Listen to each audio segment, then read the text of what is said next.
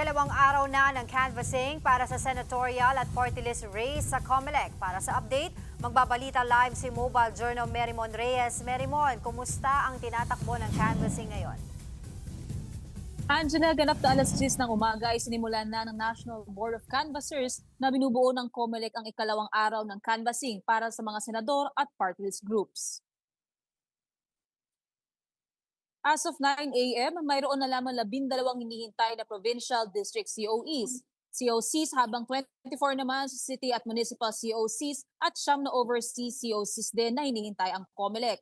Sa ngayon, nasa 58 na COCs na ang kanilang nakanvas kahapon at ilan sa mga nakanvas na ng NBOC ay mga COC mula sa Cebu City, Batangas, Bulacan, Cagayan de Oro at Sarangani. Kasabay nito, nilunsad na rin ang random manual auditing ng COMELEC sa Citizens Bay City, Manila sa Pasay, kung saan nasa 700 random ballot boxes ang kinuha sa iba't ibang presinto sa bansa para sa manual auditing ng 60 teams mula sa DepEd na hindi naging bahagi ng electoral boards.